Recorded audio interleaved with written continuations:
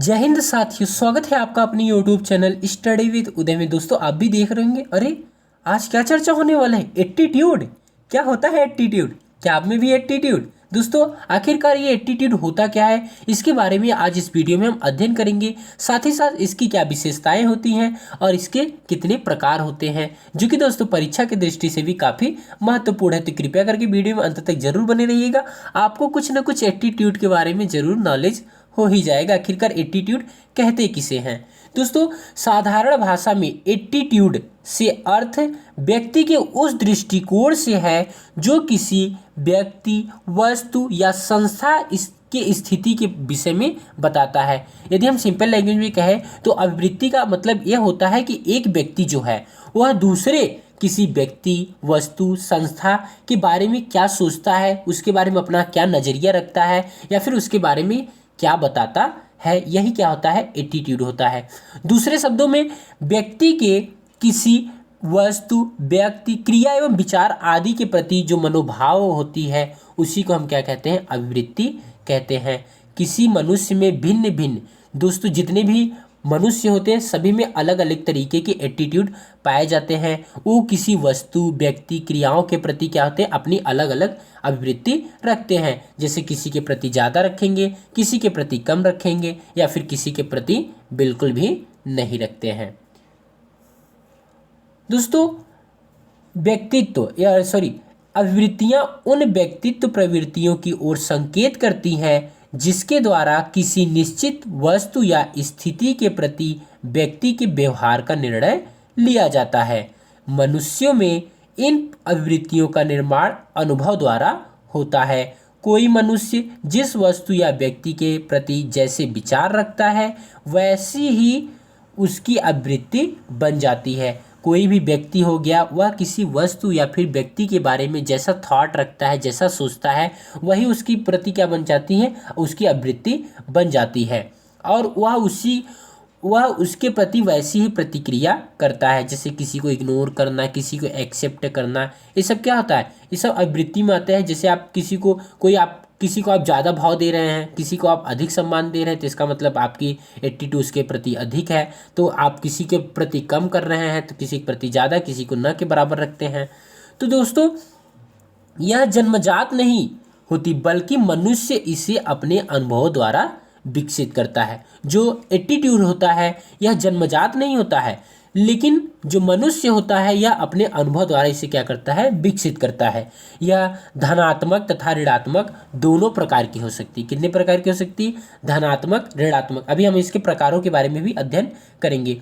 अभिवृत्ति का संबंध सामाजिक परिस्थितियों से होता है। अभिवृत्ति का संबंध किससे होता है? तो सामाजिक परिस्थितियों से होता है। अब इसके हम कुछ परिभाषा देख लेते हैं। दोस्तों, थर्स्टन के अनुसार किसी मनोवैज्ञानिक वस्तु या पदार्थ से संबंधित ऋणात्मक या धनात्मक प्रभावों की प्रवृत्ति ही अभिवृत्ति है। An attitude is the degree of positive और negative effect associated with the some psychological object. मतलब कि किसी मनोवैज्ञानिक वस्तु या पदार्थ से कोई व्यक्ति हो गया, उसके प्रति जो ऋणात्मक या फिर धनात्मक जो अपनी थिंकिंग रखता है, उसका प्रभाव होता है और प्रभाव की प्रवृत्ति होती है, वही क्या होती है? उसकी एटीट्यूड होती है।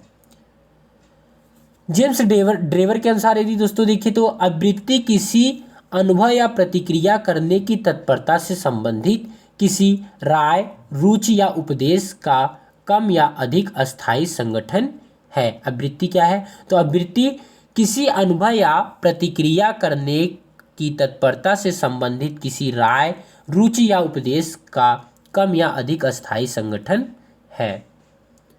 अब बात करते हैं दोस्तों इसकी विशेषताओं के बारे में। हमने दो परिभाषाएं देख ली हैं और ये दोनों ही इंपॉर्टेंट परिभाषाएं हैं, तो इसको हम परीक्षा में राइट कर सकते हैं। अब दोस्तों इसकी हम प्रकृति एवं विशेषताएं देखते हैं। Nature and characteristic of attitude. अभिवृत्ति किसी वस्तु, व्यक्ति, क्रिया या विचार के प्रति व्यक्ति का मनोभाव है। यदि दोस्तों आपको परिभाषा नहीं याद आ रहा है तो आप यहाँ पे इसे ये भी राइट कर सकते हैं कि अभिवृत्ति क्या होती है?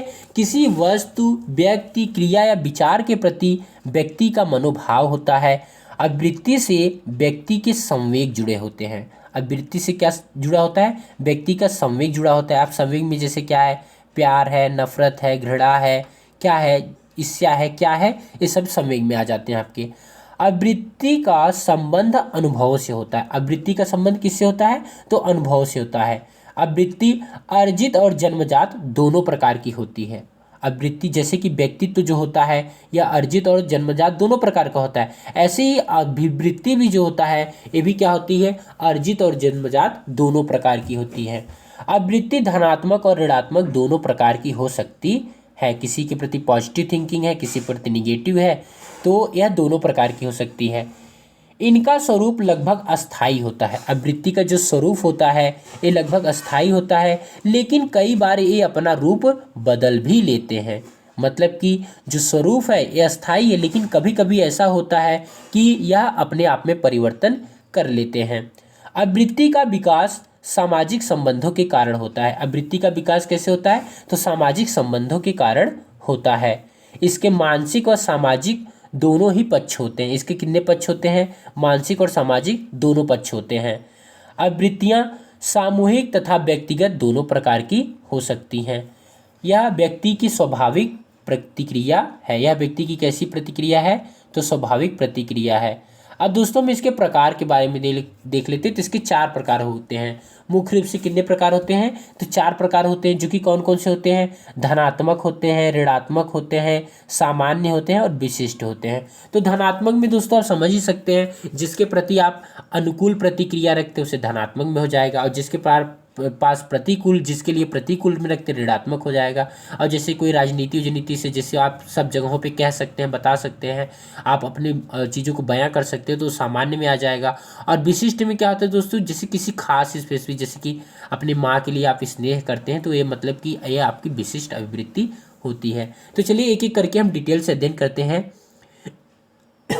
सॉरी दोस्तों, जब हमारी किसी वस्तु, व्यक्ति, क्रिया अथवा विचार के प्रति अनुकूल प्रतिक्रिया होती है या हम उसे पसंद करते हैं, दूसरे शब्दों में उसकी उपस्थिति हमें सुखद लगती है। मतलब जिसे हम पसंद करते हैं उसकी उपस्थिति हमें क्या लगती है? सुखद लगती है। तो हम उस व्यक्ति, वस्तु या क्रिया के प्रति हमारी अभिवृत्ति जो होती है वह कैसी होती है? धनात्मक अभिवृत्ति होती है। समझ ही लिए होंगे कि जब क्या होता है कि हमारी जो अभिवृत्ति होती है किसी व्यक्ति, वस्तु, क्रिया या विचार के प्रति जो अनुकूल प्रतिक्रिया होती है और जिसकी उपस्थिति हमें क्या लगती है? सुखमय होती है, हमारे लिए सुखदायक होती है, तो वही हमारी क्या होती है? धनात्मक अभिवृत्ति होती है।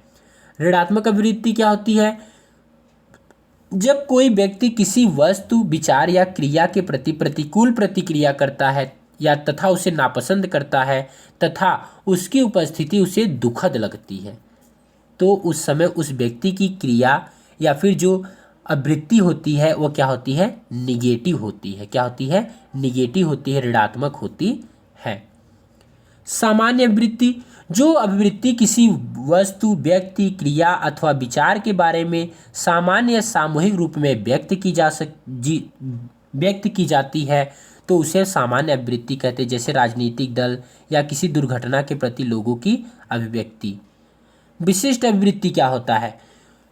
जो अभिवृत्ति किसी व्यक्ति, वस्तु, घटना, विचार तथा संस्था विशेष के प्रति व्यक्त की जाती है वह विशिष्ट अभिवृत्ति कहलाती है। जैसे कि दोस्तों किसी व्यक्ति का अपनी माँ के प्रति विशेष स्नेह का होना, एक इसका एग्जाम्पल है, विशिष्ट अभिवृत्ति का होता है। दोस्तों इसकी आवृत्तियों की 2 विधियां होती हैं। मुख्य रूप से कितनी विधियां होती हैं? 2 विधियां होती हैं, जो कि एक है व्यवहारिक और एक है मनोवैज्ञानिक विधि। तो व्यवहारिक में आपके आते हैं प्रत्यक्ष प्रश्न प्रविधि। क्या होता है? प्रत्यक्ष प्रश्न प्रविधि, जिसमें क्या होता है कि एक व्यक्ति दूसरे व्यक्ति से किसी घटना, वस्तु, मूल्य आदि के बारे में प्रत्यक्ष प्रश्न पूछकर उसकी अभिवृत्ति जानता है। और जो दूसरा है प्रत्यक्ष व्यवहार निरीक्षण प्रविधि, इसमें क्या होता है? व्यक्ति के दिखाई देने वाले व्यवहार का निरीक्षण किया जाता है। मतलब पहले में क्या करता है कि व्यक्ति क्या करता है, उसके बारे में जानने के लिए उससे प्रश्न करता है, उसके बारे में पूछता है, तब जानता है। लेकिन दूसरे वाले में आप उसे देख करके उसके जो व्यवहार वो करता रहेगा उसी को देख करके आप पता लगाने की कोशिश करते हैं कि किसी व्यक्ति या वस्तु के प्रति उसका व्यवहार क्या है। इन व्यवहारों का निरीक्षण कर उसकी अभिवृत्ति को जाना जा सकता है।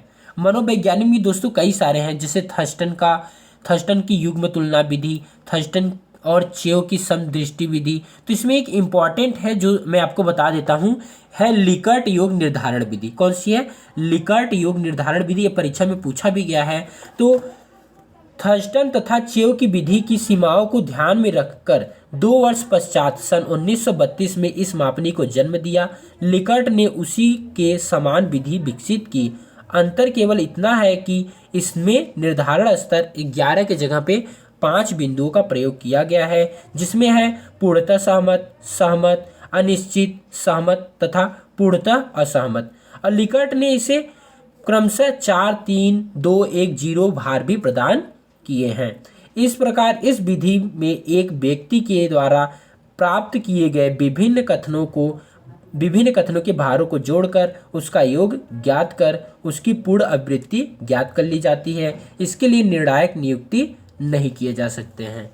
उम्मीद करते हैं दोस्तों वीडियो पसंद आया होगा। यदि दोस्तों वीडियो पसंद आया होगा तो कमेंट बॉक्स में जरूर बताइए। Thanks for watching this video.